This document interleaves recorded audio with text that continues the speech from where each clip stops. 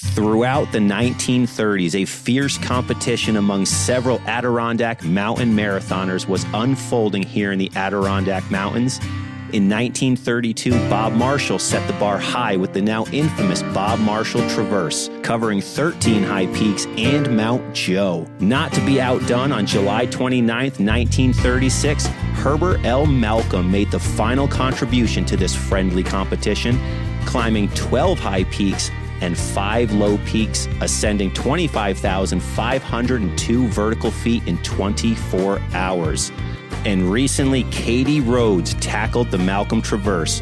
Mount Joe, Algonquin, Colden, Skylight, Marcy, Haystack, Basin, Saddleback, Gothics, Armstrong, Upper Wolfjaw, Lower Wolfjaw, Noonmark, Giant Mountain, and then Noonmark 3 more times to make up the Malcolm Traverse.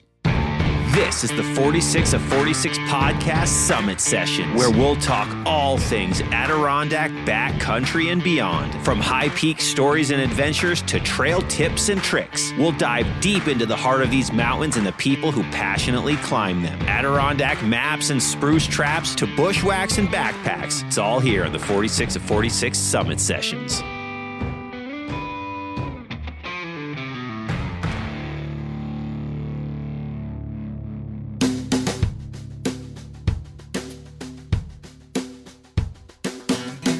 Hello, everyone, and welcome back to the Summit Sessions here on the 46 of 46 podcast. I am back with another episode of a person pushing themselves to the limits and showing what they are capable of. This sort of thing gets me so psyched up in life, and I feel there's no better teacher to show you what you're made of than here in the mountains. And today I have Katie Rhodes, who has been on the show 2 other times and is an absolute beast out in the mountains. And she's here to tell us all about her recent trip into the high peaks, where she tackled the Malcolm Traverse, totaling just over 26,000 feet of elevation and 54 miles. It's an absolute ridiculous feat. But Katie is with me right here in studio, so we're going to get right to it. Katie, welcome to both my studio and the 4646 podcast. Oh, thank you so much for having me on. I'm excited to talk about the history behind this traverse, and it's exciting to be here in person. I've never done an in-person podcast. Sure. So everything's been during the pandemic in the past. So yeah, it's nice very cool. And I've, most of my episodes are also on the phone. I don't get to do in person. So whenever it's possible, people are here in town, I prefer it because it's fun. It's fun to talk face to face. You've been on the show twice now. This is your 3rd time. It's your first time actually meeting each other in person. So that's exciting. So welcome. And how are you feeling now? So what was the date that you did it? And how are you feeling now? This was last Saturday, so it was a week ago today. 1 week out. Okay. Yeah, and I'm feeling really good. I was surprised how quickly my body bounced back. I think I've been doing ultra distance events long enough now that my body's kind of like, okay, we're not going to die. We're good, and so, muscle soreness and fatigue subsided within a few days. I'm back to running, slowly, shorter distances. I'm actually going to keep my mileage down for a little bit because I'm going to be out in the woods with my students for the next 2 weeks. So it's perfect timing to kind of do something big and fun in the mountains, beat myself up a little bit, and then have a few weeks of downtime just inherently within my job. So. Very cool. So you're 1 week out as we record this podcast from completing it. So would you say, are you fully recovered, or do you still feel some aches and pains, bumps and bruises? I definitely am not fully recovered. I think I would be hard pressed to believe that any athlete would be fully recovered from something like this after a week. My body feels good. I'm energetic and I have no muscle soreness or aches or pains. But on a cellular level, you do a lot of damage when it comes to these things. And I'm just really careful not to get back too quickly. Mm-hmm. Sure. I want longevity in doing these things. So, I don't trust that I feel good. I kind of I back off a little bit. No, it makes perfect sense. Everyone who trains hard and pushes their bodies know, you have to give yourself a little bit of a deload, even if you don't feel like you need it, because that is what will prolong your career doing whatever activity you're doing, whether it's in the gym, in the mountains, whatever. Cool. I love that. I love the story post you put up the day after, where you were slowly walking barefoot in the grass. Yeah. Because that's actually, I find too, the same thing for me. After a huge day in the high peaks, when my feet are just absolutely trashed, nothing feels better than walking around on the grass barefoot. It's like it has healing powers, but it just feels so good. And it's different. It's like you could walk around inside on your carpet. It's soft, right? But there's just something different about being out in the grass after those days. Yeah, I totally agree. It's like that tactile sensation on the bottom of your foot, you know? And that's something that I do regularly in my training is, you know, I'll run bigger miles, but then I'll spend the last mile barefoot in grass running, just very slowly. And I think it's a good reset for my body, especially after a big day. So that's something I find is very good for like injury prevention. Mm-hmm, sure.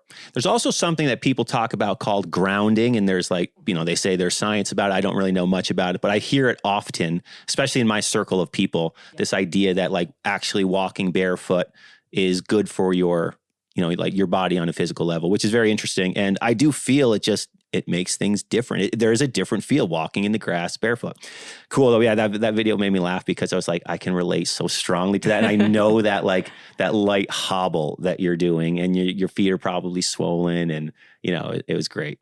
So you're a week out. You've already gone running. You've already like been back exercising. Yeah. So clearly your body is still feeling pretty decent, which is fantastic. How did you feel when you just finished? So like right after you got to the finish line, were you, did you like absolutely despise the woods and the mountains or were you like, did you feel better than you expected? Take us through a little bit of what you felt at the finish line. Yeah, I would say definitely better than expected. There was a piece of me with this project where I knew I was going to finish with those last 3 laps in Noonmark. And Noonmark's a pretty aggressive climb at the top. There's a lot of rock scrambling. And I was just kind of prepping myself for the worst, more mentally than physically. But when I got out there, it wasn't what I thought it was going to be. I was still really enjoying myself right to the end. And I had friends with me, which I do pretty much everything unsupported. So to have friends out there, it was kind of like a little party. It was really nice. And as I approached the finish line, so Malcolm, what he ended up doing was he did the 3 laps in Noonmark. And then just for good measure, he ran from the base of Noonmark, the trail register, down to Route 73. At the time they called it Chapel Pond Road. And then he ran back up to the trail register, which if you've ever been to AMR, that's a little bit of a climb on the road to get back up. And he wanted that last 150 feet of elevation gain just to kind of, put a nice little bow on it. Mm-hmm. So that's kind of how I finished out. And I was moving really well still at the end. I was able to run down to 73 and have a quick pace coming back up. And from a physical standpoint, I felt good, like I could have kept going. I was okay with stopping. Mm-hmm. Yeah, I bet. But I wasn't destroyed. Yeah, which made me really happy because it's been a really, really busy summer and I haven't been able to train super formally for this project, but it's something I was passionate about and I knew I wanted to do it regardless. And even if it took me longer than I hoped, then I was still going to go for it. And so to feel that good and to be recovering this quickly, even though I didn't really put a lot of formal training into it, it's just very reassuring, for future projects. Absolutely. I mean, I recently did a podcast episode about this half marathon that I ran and I had never trained for any sort of running. I'd never run half that distance. And I'm very active. I'm always in the gym. I'm in the mountains. So I just signed up on a whim and went and did it and no training for it, but it was fine. I did crush it. It was actually easier than anticipated. And that builds on your mind when you go out to something you didn't even think, or it wasn't even really on your radar and you do it. It's a checkbox in your head for, okay, I'm at another level now. And then you keep going, I got another level. So there's a huge mental part of that when you just go out and tackle something without it really being on your radar. Like you said, you didn't train for it. Absolutely. So it's cool to see you succeed when you went for something that was just kind of not on a whim, but on a whim, we'll call it in the grand scheme of things. So now how did the road feel with that last road run? Some people think that the road walking feels terrible after being in the mountains. Personally, I'm always I love the flat pavement. My feet feel so much better. What did it feel like for you? I'm never a big fan of the road. Sure. I just love trail. I love, even if it's, challenging technical terrain, like that's where I want to be. But I mean, I was riding a high at that point. Yeah, so. I mean, good point. Good point. Yeah. I just felt great. I was just excited to be there with my crew and just having a really good time and to know that I was able to kind of get this thing done. And, it was just Terrific. a lot of endorphins going on. Absolutely. At that point. Now, who was on your crew?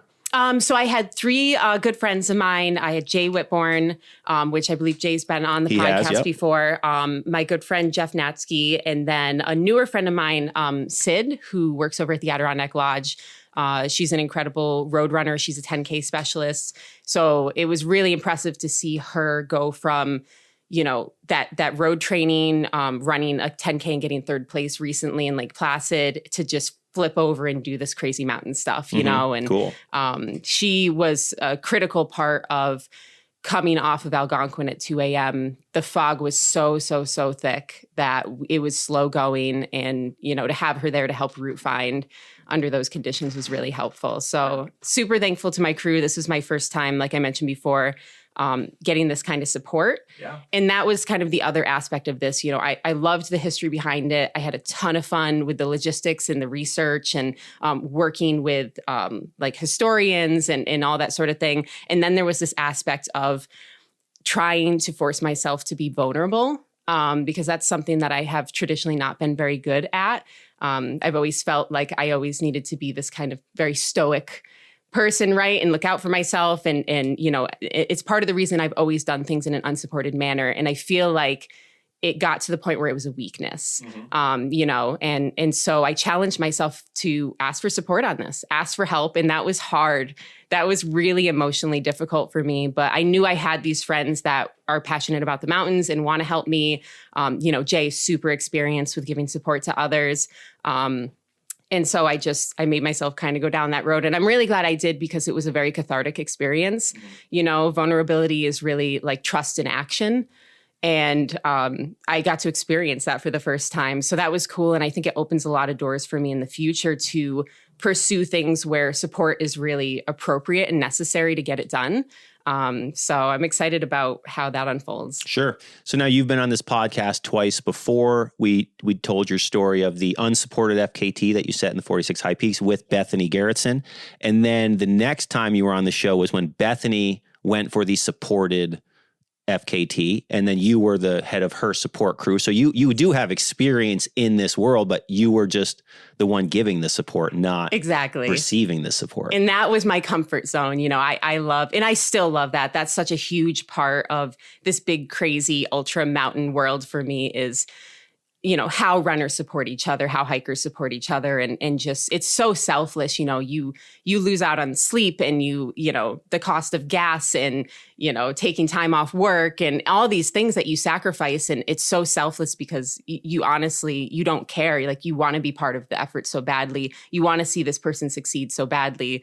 It becomes, you own it yourself. And it's just this really beautiful thing that brings people together in a super unique way. Yeah. Isn't that just so crazy? Like, exactly what you said, you're spending money to be out there. You're losing money being out there, but there's this community aspect to, and it's here in the mountains so much, especially here in the ADK, that's just this community element that you don't see in other places. It's almost like it's a team sport environment, but the team is gigantic. It's anyone who's out there supports one another. And I think that's just such a unique element to the mountains that, like, unless you are in this world, you don't quite understand. Or if you're new to the mountains, let's say you just start hiking or you just start camping or whatever, like you don't expect that. But as time goes and you meet new people and, you learn like there is a community and like we're all on the same team. And I think that's a really fun element to what we experience here in the park. Yeah, it's super special. And if you don't mind, I just want to gush about my crew a little bit more because, this was my first time receiving support. So it was such a wholesome experience for me. But also, I talked a little bit about Sid and how awesome she is already, but having Jay and Jeff there was so, so critical. They're both really, really good friends of mine. I remember the first time that I really spent time with Jay was during Bethany Supported. And I was pretty early on in my ultra career at that point still. I had done the unsupported, but that was really the first big thing that I had done. And we tackled this the next year. And I remember he was just like, he didn't sleep for like 3 days, and he's just chugging along. And he's like 80 miles into this effort supporting, everyone's exhausted. And we got to a point where we were just pausing for a second. And he just very casually was like, I'm just going to go over here. I'm just going to lay down for a few minutes. And he just lays down in the dirt, takes a quick like 10-minute nap. And we said, okay, Jay, it's time to get going again. Pops right back up. He's on his feet. He's running, without a second thought. And I remember just thinking to myself, wow, people can be so strong. That is incredible. Like, I want to be that strong. I want to be that tough and fierce and gritty and, one day. And that was that's a moment that will always stick with me, where he inspired me and showed me like that grit and what's capable that I really hadn't been exposed to before. So Jay was just incredible on this effort. He stayed with me for the last 3 noon mark laps, which was, mentally very challenging to be at the top and know you're going back down and coming back up again. I can't even imagine, quite frankly. And I want to, just like pop in real quick and say what you're talking about with like Jay. We'll use this as an example. The grit that he showed and, the strength and the determination and all these things. And it shows the character of the man, because this isn't even for him. He's like you could doing these things for when you're the one tackling the mountains, like let's say for your FKT, like your personal FKT or whatever. Right. That's different than when you're just here to support someone else so they win. Like, you're showing how strong you are and you don't even gain anything from it. Exactly. You're supporting someone. Like, that's a whole like totally different level of both beast and, heart, really, quite frankly, to do those things and to put those miles in for someone else for literally no gain whatsoever. Right. So props to anybody who supports people in these situations, but it's an amazing quality. Yeah, it's a pretty special thing. Absolutely. And then we have Jeff, who is one of my go-to long run buddies, just an amazing human. He was so worried about me getting my fuel in, getting hydrated, that he ended up neglecting himself a little bit and ended up getting really, really, really ill towards the end of the effort. And I'll tell you, if I felt like he felt in that moment, I would have been like, okay, I did my part. You know what I mean? See you later. But he did. He rallied and he came back around, and he made sure we had an aid station for those last 3 noon mark laps. And he stuck around right through to the end, right into the night. And then he ended up doing that last noon mark lap with me. So I had Jay and Jeff by my side, and it was just really a special couple of miles there, finishing out with those 2 good friends of mine. So very cool. So now, before we move on to like telling the story and going peak by peak, what was the support system like for this effort? So you had them, they hiked with you at some point. Did you always have someone with you? No. How did that work itself out? Yeah. So, again, I struggled to ask for help. So when I approached, these friends, I probably made it kind of hard on them, because I was like, well, you could be there, you could not be there, and whatever's convenient for you. And they're like, just tell me what you need. You don't want to annoy someone. Right, right. I can relate very strongly to that notion. Yep. So, but my thing also is I am used to unsupported efforts, and I like to be alone sometimes. So, I wasn't with someone the entire time. I started with Sid, which was great, just to kind of like get me started. And like I said, navigation off Algonquin was a little bit challenging. And then once we got towards Colden, I just got, I guess you couldn't really call it a second wind at that point, but I really just had some wind in my sails. So I pushed ahead and I tackled that section alone through Skylight. And then we started up the backside of Marcy. I met back up with Sid, ran into Jay, and then he took me through the Great Range. And at that point, Jeff picked me up on Lower Wolf Jaw. Yeah. So I had a little bit of everything in there, which was, it was great to go from person to person like that, and then see them again later, and just like that mix up of seeing friendly faces and seeing people along the range as well, that I knew was just, it kept me fresh the whole time. That's great. Yeah. And that's the community aspect that I was talking about. Like, that's, these people don't know you. They have nothing to gain, but like they're rooting for you, or it helps you. Like that's just so great. God, I just love these mountains. I just love that. It's just such a neat element that is, again, it's not everywhere. It's definitely not everywhere. Yeah, it's special here. Very cool. So now, who put together the plan for, who's going to be where at what time? Did you do that? Did Jay do that? Did all of you collectively? How'd that kind of come about? I mean, I definitely didn't have anyone that was like in charge of logistics for me or anything like that. That's kind of my specialty. They call me Lady Logic for a reason. I remember. So I love that kind of stuff. So I took charge of, what things were going to look like, how they were going to play out. And that was really just based on what was convenient for the folks that were supporting me. And it just kind of naturally shook out the way that it needed to. So very cool. Very cool.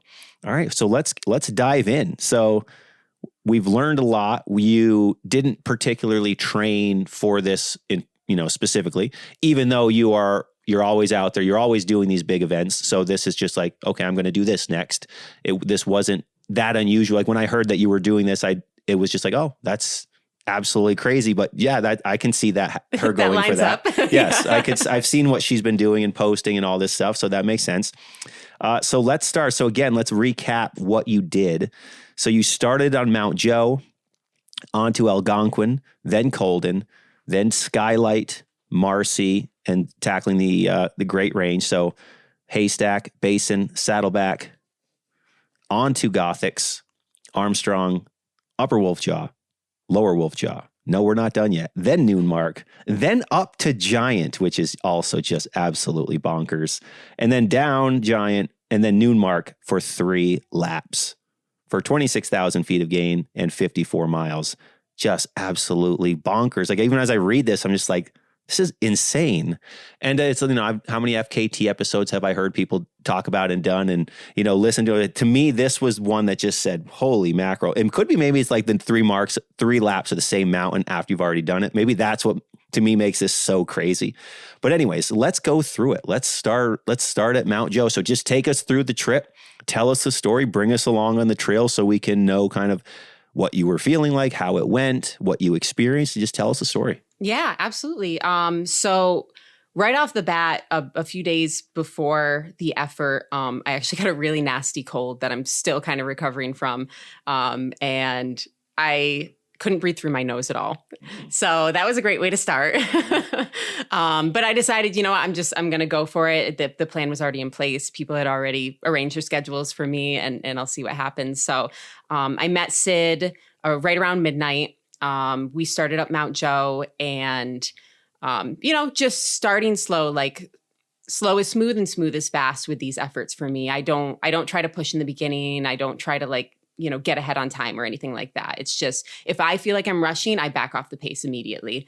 So we went up Joe, and as we started down, it was pretty foggy out that night and morning, and I noticed that I could not see very well. And so that kind of slowed me down on the descent. And what I ended up figuring out is I always start with fresh batteries in my headlamp, but for some reason, something was going on. I don't know if it was a faulty battery or what. But my headlamp was about to die right off the bat. That's just a great start to this day. And especially at that point, you're only on Mount Joe. So you're like, it's midnight. It's only Mount Joe. I'm just going to go home and go to sleep. Right. It's not already showing that it's not going to be worth it. But I know, right? Way to push through. But yeah, so what happened? So at that point, I realized what was going on. I lost a little bit of time coming down Mount Joe, but it is what it is. I always carry backup batteries, that sort of thing. So FKTs aren't worth going lightweight enough that you're skimping on those things. So got my new batteries in, kept moving forward. We headed up to Algonquin. Just a really pleasant climb, just really nice. The stars are out. It was a beautiful temperature. It was like 50 degrees. And we get up on top of Algonquin, and Sid and I are both feeling great, chatting, high spirits. And we start coming off Algonquin, and that's when we realized that, wow, it's really socked in up here. Like it was almost difficult to see your hand in front of your face socked in once we got to the top.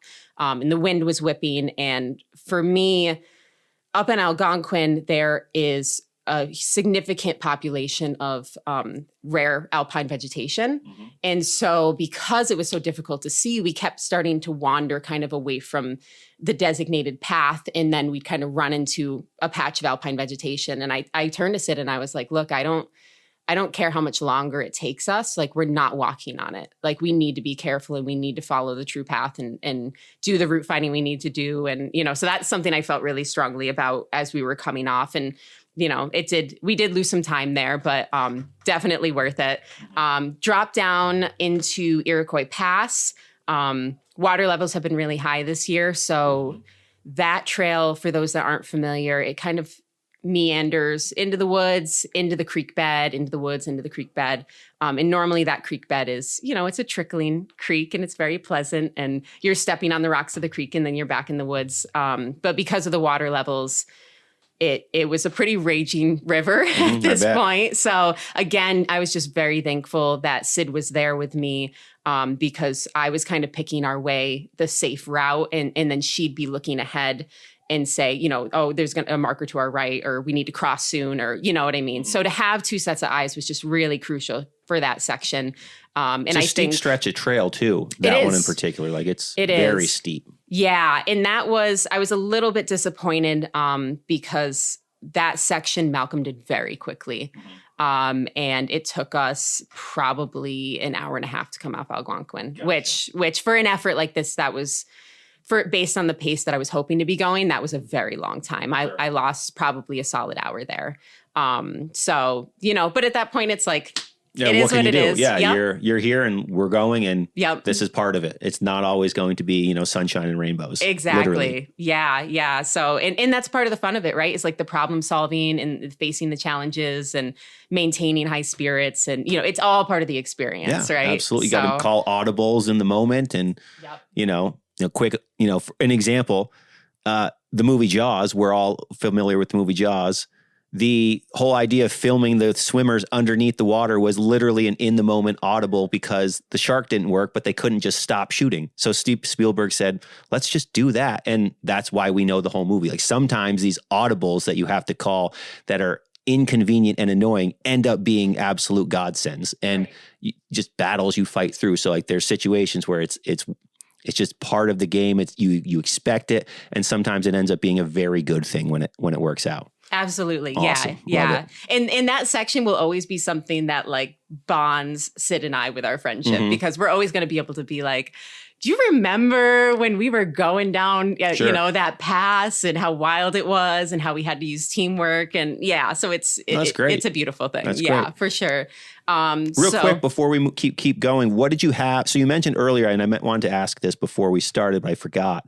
What was your backpack situation? What did you have with you? You said you didn't skimp, but so you had some stuff. So what did you have with you? Yeah, so I wore a running vest, mm-hmm. And I'm a hiker turned trail runner, mm-hmm. With a background in wilderness education. So when I first started doing this stuff, I had a real problem with just carrying so much weight. And my challenge to myself with this particular outing was just to pare that back a little bit and see what that feels like, knowing that I had people with me, mm-hmm. and people that were meeting me that had everything I could possibly need.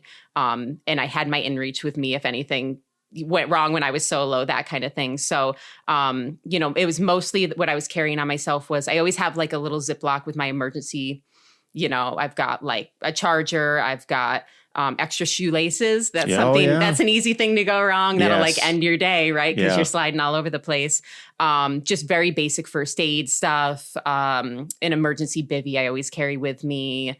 Backup batteries for my headlamp, just basic kind of emergency pack that I consider absolutely mandatory. And then besides that, it was water and fuel. So I had 2 half-liter soft flasks with me, and then I had a mixture of gels and real food that I would carry, and then my pacers would kind of restock me as I met them. Great. Very cool. Awesome. So at that point, we were down by Lake Colden. We came around. We started the ascent up Mount Colden itself. And that, for me, I love that ascent. There's some stairs in there. There's some slide climbing type sections where you're kind of scrambling in there. That was a lot of fun. I really got a boost through that section. And so I kind of pushed ahead. Went over the backside of Colden, just feeling really strong through the four corners, up to Skylight, just put some music in, just kind of cruising at that section. And then when I came down from Skylight, I met back up with Sid. We started up Marcy and grabbed Jay at that point. Got to the summit of Marcy. Can I pause you for a second? So you went over the backside of Colden. Did you go down the trail or did you go down the slide? Down the trail. Okay, down gotcha. the trail. Yeah, it's been so wet. And so for me, the slide, I didn't feel like was a wise decision. Sure. And I didn't even think that it would give me any extra time. Yep. Just because you'd have to be so careful at that Sure. point. Yeah. No, totally get it. Yeah. Cool.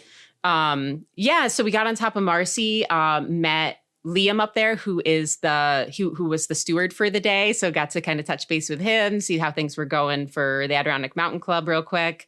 And then Jay and I kind of cruised out from there, down Marcy. So let's pause there. So now you have a new pacer, I guess we could call her, new support staff. So the first section, so Joe, Algonquin, Colden, Skylight, and then you're going to start with Jay on Marcy. So how did that, we'll call that the first chunk. How did that go? Like, how were you feeling once you got on top of Marcy, physically, mentally, any bumps and bruises? Did you feel like I'm so good, or like, oh, I'm kind of hurting more than I would have expected? Like, how were you feeling? I felt great at that point. Awesome. Yeah. I was on top of the world, literally and figuratively, on top of New York. Yeah, sure. Mentally, I felt great, just like giving everyone fist bumps up on Marcy, having a great time. Jay's always good for a good conversation. So, to run into him and start with him it's always fun to just catch up and tell stories and that sort of thing. He had his dog Rev with him as well, which I am a huge animal lover. So that was like a great boost. Yeah, and totally. those two are amazing to watch together in the mountains. Jay is very stringent about following reg and keeping his dog on leash. And the way that they are able to navigate up and down this technical terrain with Rev on leash and Jay, and he trusts him so much. And, he'll jump down into his arms and he'll carry him up ladders. And they don't even really need to communicate that much, great. They're on the same page, and it's a really beautiful thing to watch. And they're always, I see his pictures for years. He's always out there, period, but always with his dogs too. Yeah. It's pretty cool. That'd actually, honestly, that would be a really fun episode to do with him about getting to that point with your dog in the high peaks and in the mountains, because how many people hike with their dogs? But like, he is definitely, like you said, he's at a higher level of that understanding and, the relationship that they've built. Yeah. Now, so around what time do you think you got to Marcy? So you started at midnight on Joe. Yeah. Do you remember kind of roughly when you may have been there? I got to Marcy, I want to say it was right around 8 a.m. Okay. Yeah. Because I was hoping to hit it at around 7, and I was about an hour behind from that descent at Algonquin. I remember that and being like, that was the only thing that was kind of like in the back of my mind where I was like, I'm a little bit behind where I wanted to be, but sure. Everything was going well. My body felt great, and I was hopeful that maybe I can make up time later. My biggest concern at that point was I told my crew certain timing, and now I was an hour off, and that immediately was like, I'm disappointing them, which was not the case at all. And Jay is so good about when you get little inklings like that, he immediately senses it, and he talked me right through that. Sure. He's like, don't even worry about that. We don't care. We knew what we signed up for. Yeah, exactly. They know. Especially Jay, like, I'm sure any time frame you give him, he's probably going to be there 2 hours before that time, knowing he might sit there for 4 hours until you actually arrive. Exactly. These people know it. They understand that, especially a guy like Jay.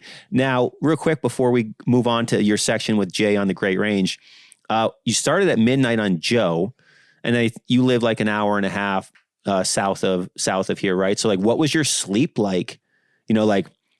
It's dark. It's light out until 9 o'clock at night at this point. So like, what was your sleep like leading into that? Were you already here in town? Did you sleep during the day? Like, what was that? Yeah. So my plan was, I came into town. I went to South Meadows the afternoon before. I met with Jay, gave him the drop bag, did all the business I needed to do. And then I was laying down by about 6:30 p.m. Okay. And my theory was, I knew I wouldn't be able to sleep very much, but my theory was, and always has been, the night before things like this, it's like night before absolutely. Christmas, Absolutely. type thing. Just be horizontal, close your eyes, be restful, rest your brain, rest your body as much as you can. And if you don't sleep, there's actually a lot of data that demonstrates it doesn't make a huge difference in performance to lose one night of sleep before. So I just don't stress about it. Sure. And I just make sure I rest for a reasonable amount of time physically and mentally. And that's kind of what happened. I don't recall ever falling asleep.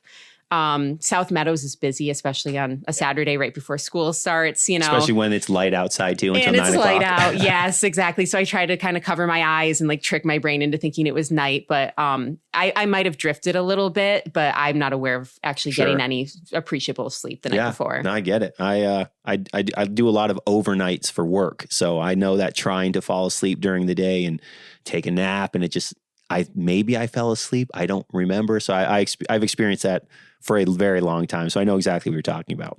So let's get to it. So you're with Jay on Mount Marcy. Time for the Great Range. Let's go. Take us through it. Yeah, absolutely. I mean, the Great Range just kind of flew by the first couple mountains. Haystack, I would, if I had to choose a favorite, Haystack would be it. I love Haystack. I love going over Little Haystack and just the majesty of seeing the mountain in front of you. And so that for me is always just a quick grab, I get to go see my friend and say hi and enjoy. It was a little socked in still at this point, surprisingly. It was supposed to be a pretty sunny, clear day.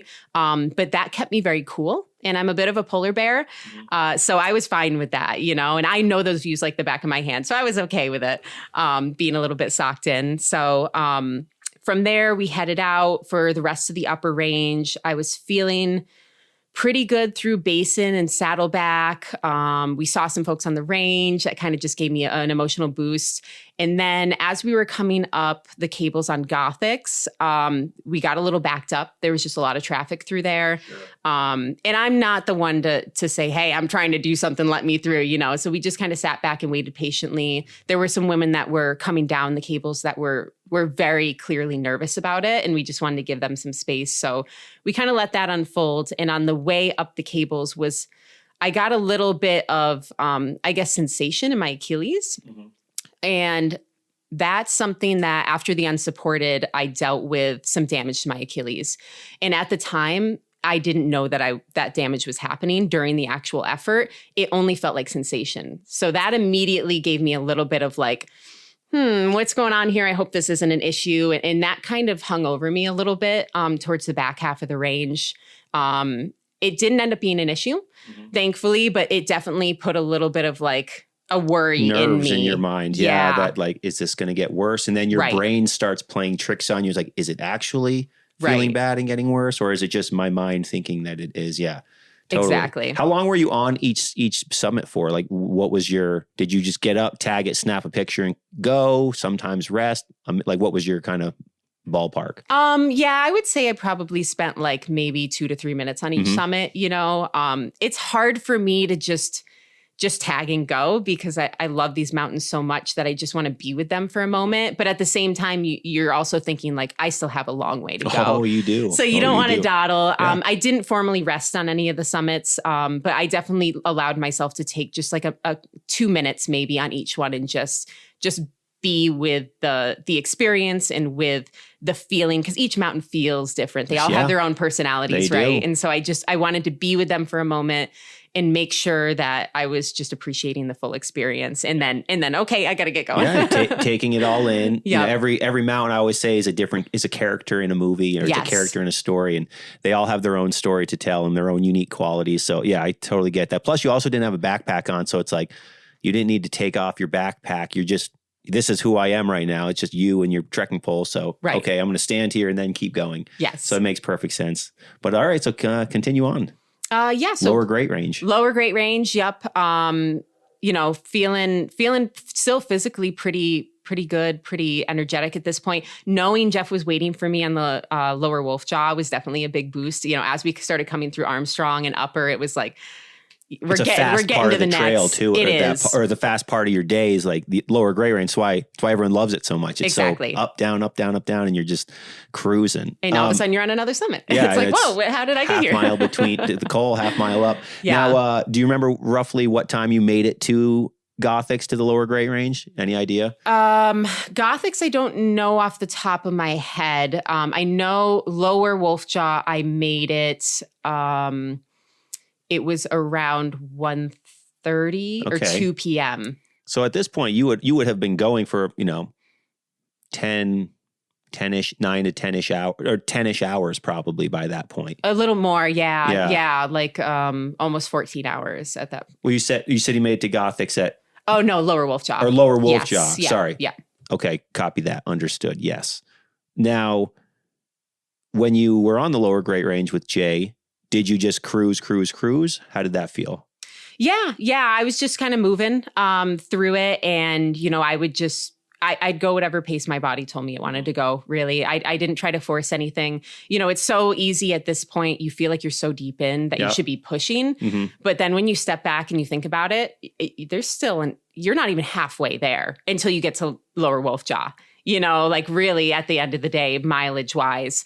And so I just kept resisting that urge to push too hard. Mm-hmm. Or to let any steam out at that point, right. Knowing like, oh, I'm almost onto like the noon mark portion. Exactly. So it's like, I can kind of like let some steam out. It's like, no, you cannot let some steam out. Yeah. And I was thinking ahead about the climb to Giant, and, Giant's just so steep. I was like, I want to feel good for that climb. That was really my goal. I want to feel good for that climb. And then for the last 3 summits, I can really just beat myself up. It's kind of what I told myself. But I was eager to get on to that noon mark section. It's a totally like different chunk of the day at that point. Exactly. Yeah. So we got up to lower Wolfjaw, ran into Jeff. He'd been waiting for us and he got up there pretty early because he's just a very prompt individual. Sure. And so he had been talking to people who were heading our direction, telling them about it, asking them to cheer us on. So we were running into hikers continuously through the lower Great Range, that would just give us a little cheer and ask if we were the ones doing the crazy thing. And yeah, so that was a lot of fun. The crazy thing indeed. Yeah. And Jeff actually comes from a road running background. So part of the reason we're such good partners is I'm strong on the really technical terrain and the steep climbs. And he's really strong on smoother descents and like flatter road running. Just anything smoother, he could drop me like that.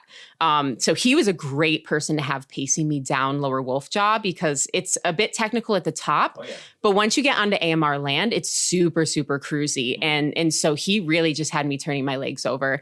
And I was actually pretty shocked considering how fast we were moving and how steep that descent is. I had no discomfort in my body whatsoever. I felt really, really good. And the way that he paced me down that section was it was perfect. It was beautiful. We got down efficiently and, with no discomfort. I didn't beat myself up, but it was a very efficient descent. So that was great coming out onto the lake road, kind of just enjoying that jog out once we got onto the flat, and coming across to do the first noon mark lap was pretty exciting. Mm-hmm.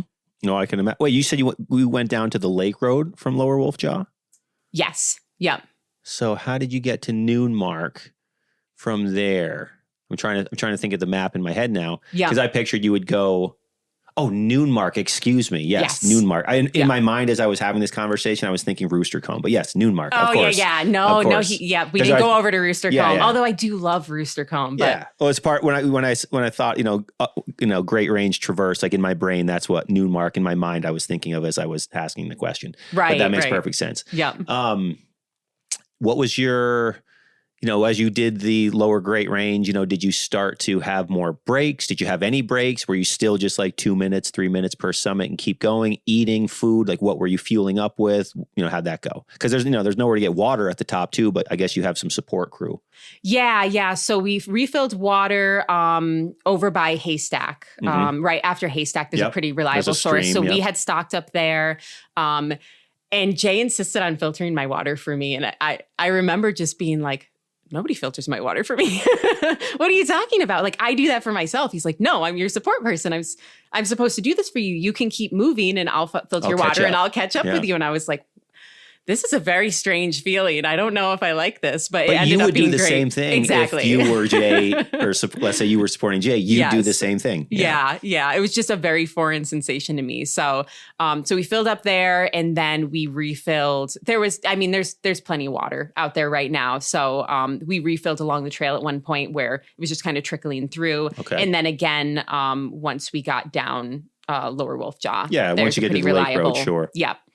So now what were you eating throughout the day?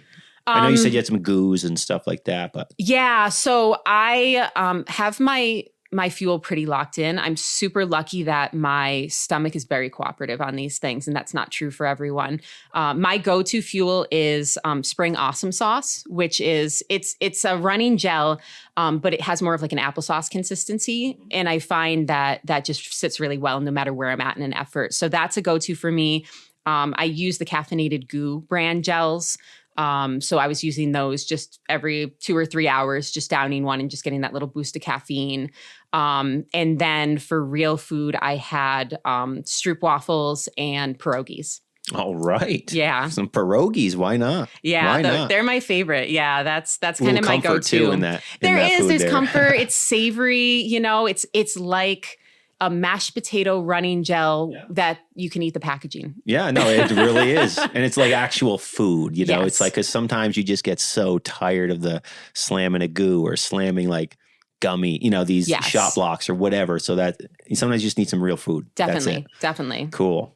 All right. So you made it down to the lake road, and now you're heading down all the way down the lake road. Well, I guess actually, depending where you came out of Lower Wolf Jaw, you're going down the lake road, heading to Noonmark. So you're on to the next chunk, which I wouldn't call it the final chunk. I'd call it the second to last chunk, with the final chunk being the 3 laps on Noonmark. But lap number 1 to Noonmark, take us through it.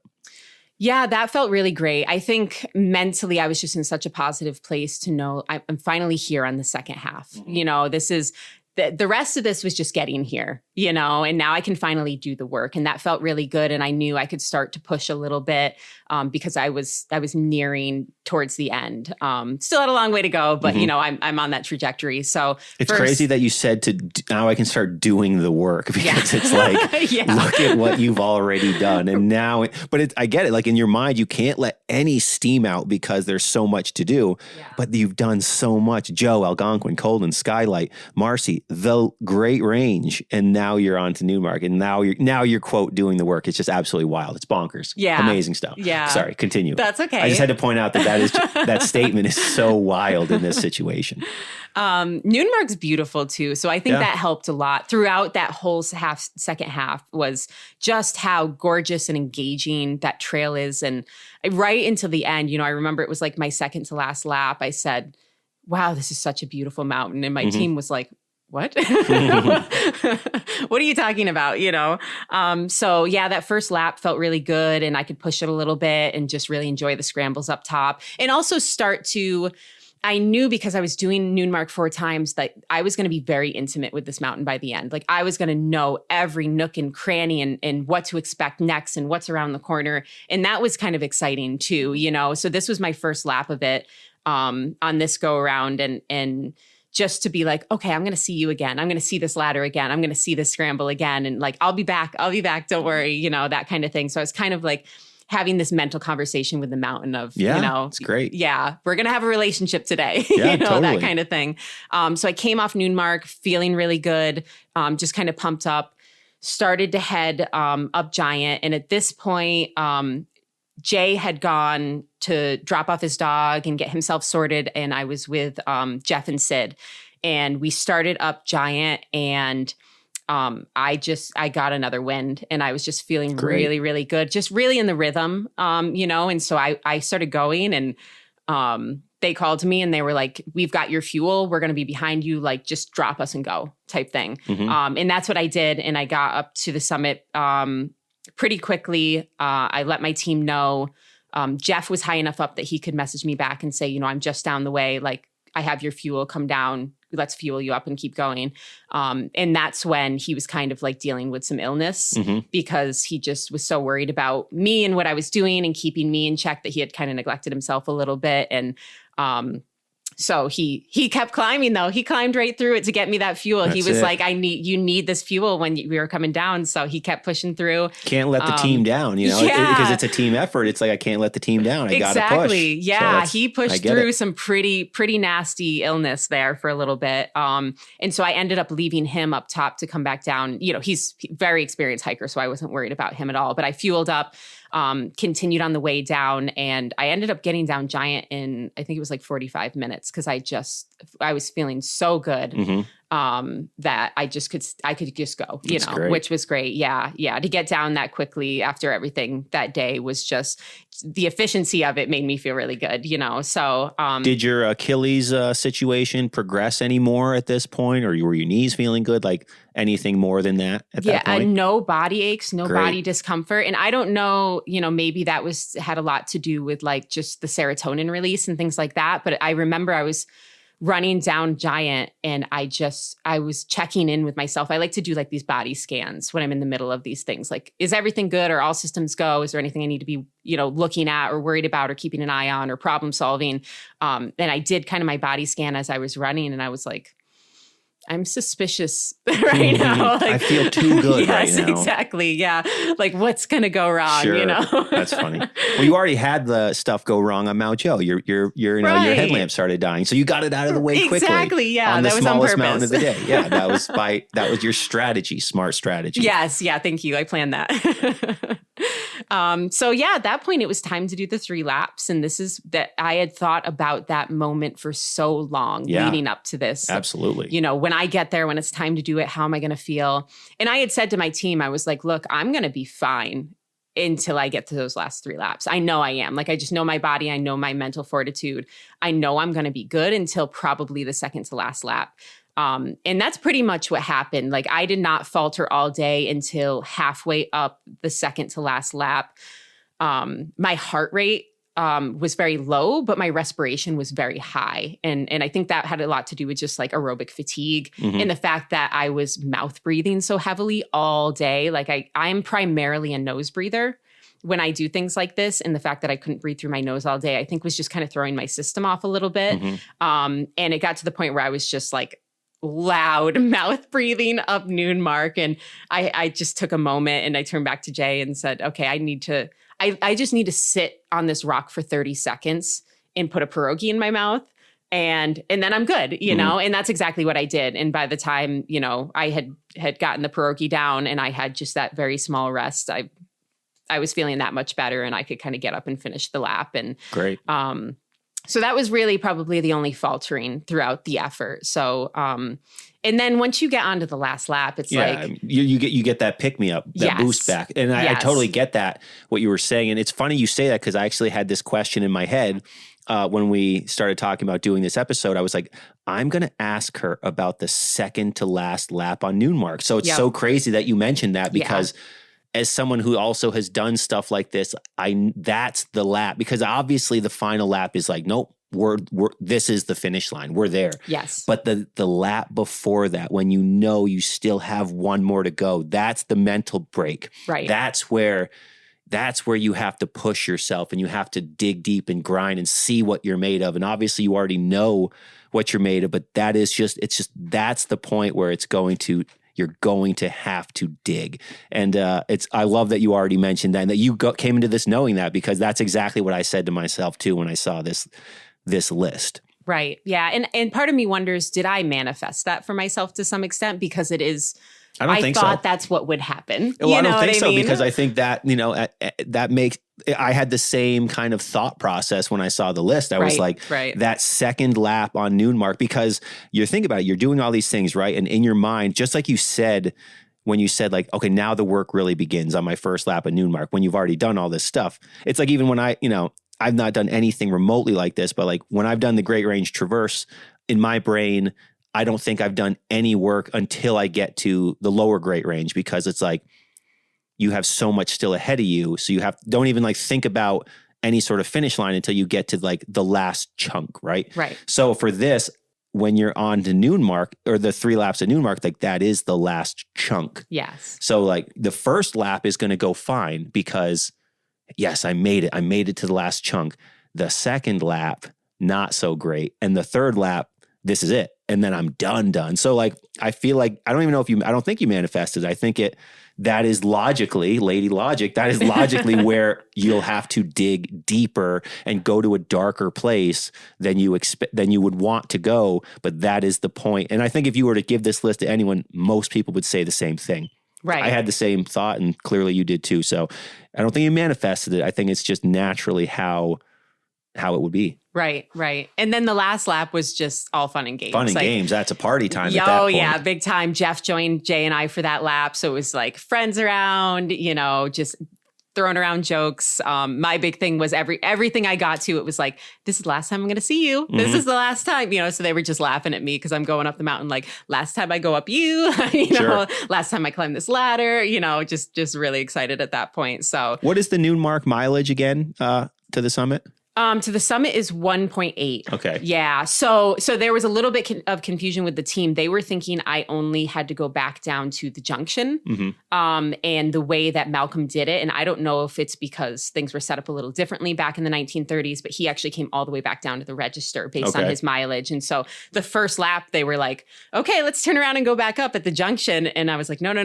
We got to go all the way down, Done. Yeah. All right. So the third lap was the party lap. And then what did it feel like when you were on the summit? Because obviously you still had to come back down. Right. But when you got to the summit of the third lap, what was that moment feeling like for you? Definitely like euphoria. It was really cool because I've been thinking about this traverse and researching this traverse for over a year now. Wow. Yeah, I had wanted to do it last year, and then my father passed in July, and it was a pretty challenging time for me. I quite literally was running from my emotions around my father's death, and I ended up with a stress fracture in my foot as a result. And really, it forced me to stop, deal with my personal life, first of all, and then also make sure that I checked in with myself about my relationship with athletics and running. And I feel like I'm in a much healthier place as a result of that. So in some ways, I'm thankful for the stress fracture, but it just it kind of like put me into a different mindset, Sure. So then as you started coming down noon mark, now the party gets even more, oh, look, I feel so great. Oh, that's a cool tree. I love that tree. I feel great. Exactly. Like I could go do another lap. When you got to the bottom and then you had the last road run to get to the true end. What was it feeling like at that point? Really good. I mean, just like kind of shocked that my body had held up so well, to be honest, because I came into this effort, like we talked about before, I didn't train specifically for it much. And so I had told myself, like, you're going to hurt. And that's okay. Like, in fact, that's a beautiful thing. Like, let yourself hurt. And then when I didn't at the end, I was like, interesting. Okay, I feel like I'm learning something about myself and my body and where I'm at now versus where I was last year or the year before, that sort of thing. And it was just a beautiful moment, you know. It's a really special moment to be there with my friends and to be able to honor Herbert Malcolm like that. And I felt throughout this project, I did so much research on him as a person too, that I felt very connected to him. And so just to know that I had walked the path that he walked, Sure. Run the path that he'd run, that sort of thing. It was special. And it's very humbling because, I have, gear. I have a running vest. I have, running gels. I have specialized shoes. This man did not have those things when he did it, in 1936. And it's just to be at the end of it and to be standing there thinking about that, what he went through, he didn't have the technology that we did. He didn't have the GPS, that sort of thing. And just to think about that and how much more difficult what he did was than what I did it's a humbling moment. Yeah, absolutely. Isn't it neat how, I'm also a huge ADK history guy. I mean, like, I have like 5 different Adirondack books sitting right next to us here. Isn't it neat how these people who had no intentions of being anybody have become these like celebrities in our minds, for like us, like Adirondack, obsessed enthusiast types of people. They're just walking up mountains, but now you know, almost 100 years later, we're like, these people are absolute studs and celebrities, and you're going after doing what he did. And, on that day, if you were to be like, in 100 years from now, people are going to be thinking of you and doing this exact hike, he would have been like, what are you talking about? Right. What are you talking about? And I just think that's so amazing.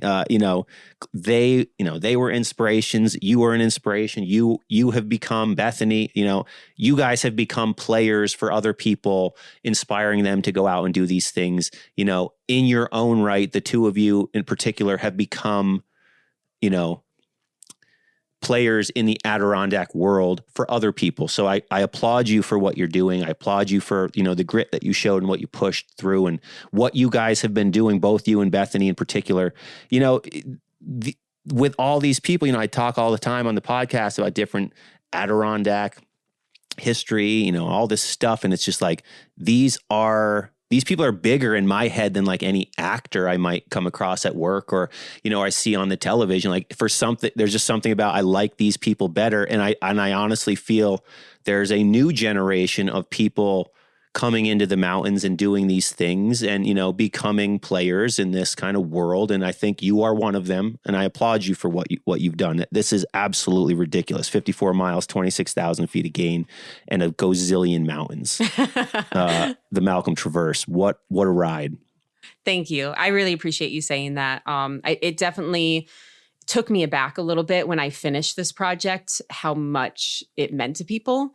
Because for me, it was just this silly project that I was doing that I thought was really, really cool and was really, really special. And I guess I just didn't realize how impactful it would be for other people. And then, as I was moving through the mountains, I would, go to just post an update about where I was so that if people wanted to cross paths with me, they could. And I would see the tally on my messages just keep climbing and climbing. And I, obviously I couldn't take the time to read them while I was up there, but it was really special to also hear from my pacers, these people are sending us messages to give to you. And then afterwards to hear people say, that I've inspired them in some way or that, or I've introduced them to Adirondack history or, whatever that thing is.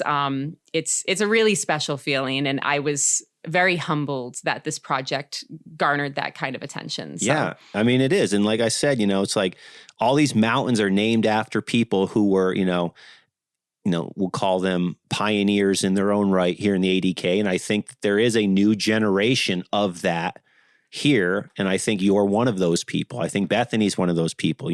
I've never met Jan, but he's a celebrity in my mind. I know exactly who he is. Absolutely. Yeah. There's these people, and especially now that the Adirondacks are just, with let's take this podcast or YouTube or whatever, like it expands and people can experience it further away in different places. So for all of those people too, like you guys represent this sort of kind of element of the ADK park, and it's awesome. And I love, this is my home, this is where I grew up, so I want to see this new generation of people doing these things and leaving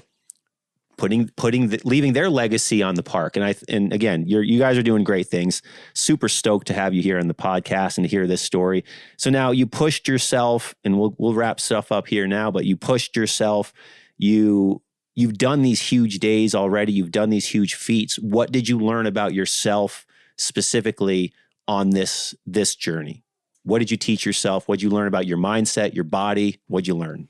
On this particular journey, it was really about that vulnerability piece for me, about that trust in action piece and what that feels like in that I can accept help and that can be a really beautiful, uplifting, community-based thing, which is something I very logically always knew, but to experience it in this way was really special. And then also about my resilience, it's like I talked about before with my father passing last year and the stress fracture and coming back from injury. That's not something I had experienced before.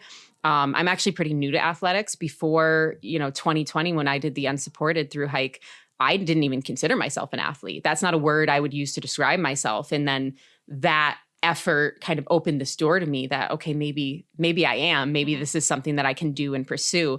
So it was definitely a revelation to me to come out the other side of injury for the first time and have so much doubt in myself, because that's something I have always struggled with, imposter syndrome, that sort of thing. I remember a specific example. It was maybe, I don't know, a month and a half before this effort. I had a little bit of an IT band thing going on. I had tweaked it in a run, and I was trying to run through it, and it wasn't really going away. And so I made the very wise decision to take 3 full days off running. And that's all I needed to resolve the issue. But I remember during those 3 days, I was traveling at the time, and I was talking to some folks that I hadn't seen in a while, and they were asking me about what was going on in my life. And I remember, talking about some of my running adventures and feeling guilty, like I was a fraud because I hadn't run in 3 days. In 3 days, I hadn't run, and then to turn around and do an effort like this. And it's like, wow, the stories our brains tell us, all of us, even the people that seem invincible, we're constantly battling these stories. And it's always a fight, but every time you do something like this and you're successful and you put yourself out there and you're vulnerable and then you're gritty and you're strong at the end of the day, like, I think it's just a reinforcement to yourself that, like that strength is within you no matter where you are in life. So, yeah, it's just a beautiful lesson. It's always a battle. And the more you fight, the easier it becomes to fight every time the battle starts. Right. I tell that to people all the time. They might think that, oh, I have to deal with all this and that, and then they quit easily. And it's like all these people that you see, that you look up to, like, they fight the same battles. Yes. They've just done it for so long that they know what it's like on the other side to not give up and to not quit and to punch back, swing back, and figuratively. When you do that time and time again, it becomes easier to do it every time. When those demons creep up in your head, you talked about imposter syndrome. When that creeps up in your head, it's like it's easier to push it aside, but it still happens to everybody, no matter who you are, no matter what, state you're in. And it's the more you do it and the more successful you become at overcoming it. Yeah, absolutely. Awesome. So let's wrap things up. So as I always like to ask people 3 quick questions at the end of the podcast, I'll ask you, what's one unique thing that you always have with you when you're in the woods? Oh, that's easy. Pierogies. Pierogies. Always the pierogies. I'm telling you, I'm going to be a trendsetter. Everyone's going to be eating pierogies. It's actually, I mean, it's a great item. I mean, they're small, they're compact, they pack a punch, quick carbs. They're also, as I mentioned, they have that, the comfort factor too, comfort food. Yes. So it totally makes sense. Now, second question, what do you feel makes the Adirondacks a unique place? What makes this place so special? So I think it's probably the forever wild aspect is, literally and figuratively makes this a special place. The fact that it's protected in that manner, and the way that protection was put into place, it was by the people. Mm-hmm. The people said, this is what we want it to say in the law, in that it was pushed forward in that way. This wasn't, something political. This wasn't something, people recognized the value of the land, and they pushed forward and advocated and ended up getting this type of protection. So I think that's a pretty special thing. And then on a personal level, this is home. I've been to so many different mountain ranges, and nothing feels like the Adirondacks. When you're standing on a high peak, nothing feels like that to me. So, in a very selfish way, that's the unique aspect. That's great. And so why do you hike? Why do you run mountains? Why do you put yourself through these gigantic days? What is it that keeps you coming back for more? I'm trying to teach myself to be comfortably uncomfortable. And I think that's really important because we're all going to face challenges in life that we don't choose, right? We're all going to have terrible things happen. Our loved ones will die. We'll get sick. We'll get old, whatever that thing is for you. And if you choose discomfort and prepare yourself for that, I just think you're going to be that much more resilient.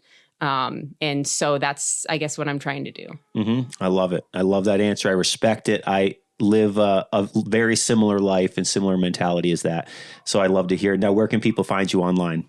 I am on Instagram primarily. That's like my main social media. It's Roads and Trails.